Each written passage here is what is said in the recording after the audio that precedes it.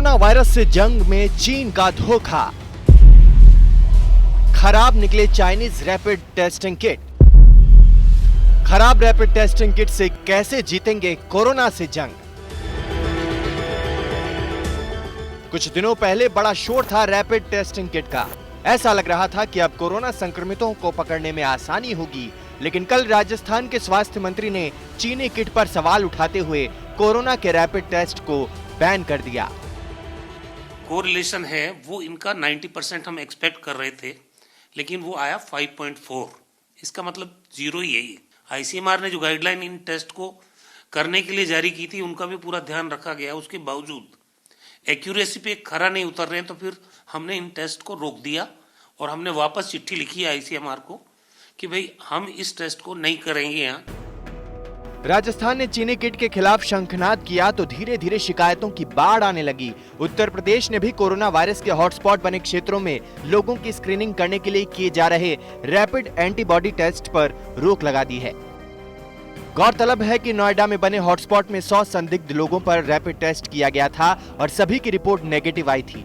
इससे पहले राजस्थान के कोटा से यूपी लौटे करीब 7,500 छात्रों की भी स्क्रीनिंग इसी से की जा रही है। अभी तक जितने भी टेस्ट हुए हैं उनमें ज्यादातर की रिपोर्ट नेगेटिव आई है। केवल गाजीपुर के एक छात्र की रिपोर्ट पॉजिटिव आई थी।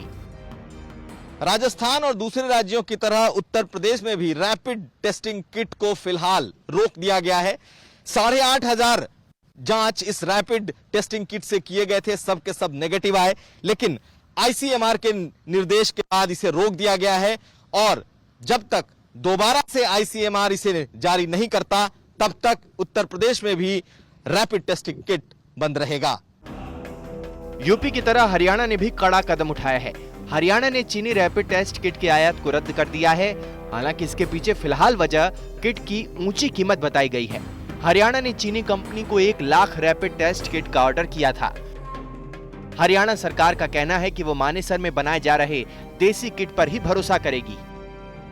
हरियाणा में कोरोना के रोगियों की पहचान करने के लिए रैपिड टेस्ट किट्स आ चुकी हैं और 15,000 किटों के साथ हरियाणा में टेस्टिंग शुरू भी हो चुकी है। लेकिन खास बात यह है कि ये किटें हरियाणा के मानेसर में ही तैयार हुई हैं, जबकि देश भर में इन किटों को मंगाने के लिए चाइना पर आश्रित रहना पड़ रहा था।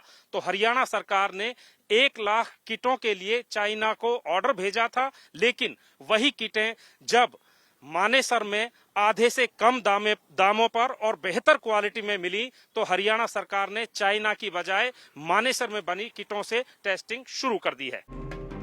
चीनी रैपिड टेस्ट की बढ़ती शिकायत के बाद आईसीएमआर भी एक्शन में आ गई है। Indian council of medical research ने कल निर्देश जारी कर सभी राज्यों से 2 दिनों के लिए एंटीबॉडी रैपिड टेस्टिंग रोकने को कहा है। आईसीएमआर की 8 विशेषज्ञों की टीम रैपिड टेस्टिंग किट की जाँच करेगी। कई राज्यों ने इसके नतीजों में 6% से 71% के उतार चढ़ाव की शिकायत की थी। जो हमारी सेंट्रल टीम्स हैं उन्हीं के फीडबैक के बेसिस पर और स्टेट के फीडबैक के बेसिस पर ही ये एक डिसीजन लिया गया है कि इसको और फर्दर एनालाइज किया जाए। रैपिड टेस्टिंग के बारे में हमने इससे पहले भी आपको बताया कि इसका एक limited utility in terms of surveillance और in terms of epidemiological investigation ही है। तो जो हमारा फील्ड एक्शन है वो प्राइमरली आरटी-पीसीआर टेस्ट पर ही लिंक्ड है। चीनी किट पर बवाल मचा हुआ है, लेकिन चीन का दावा है कि उसके रैपिड टेस्टिंग किट में कोई गड़बड़ी नहीं है। चीनी दूतावास से जुड़े सूत्र का कहना है कि चीनी किट की गुणवत्ता सिद्ध है, उसमें कोई खराबी नहीं।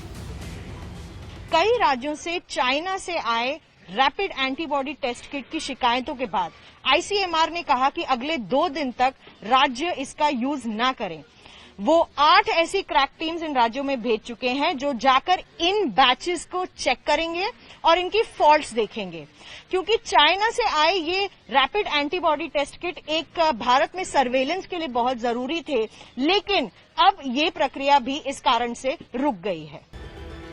चीनी सामान के साथ एक अजीब बात है, जब भी चीनी सामान का जिक्र आता है आमतौर पर लोगों के जहन में खराब और सस्ता सामान आता है। डर है कि कहीं रैपिड टेस्टिंग किट का विवाद इस छवि को और मजबूत न कर दे।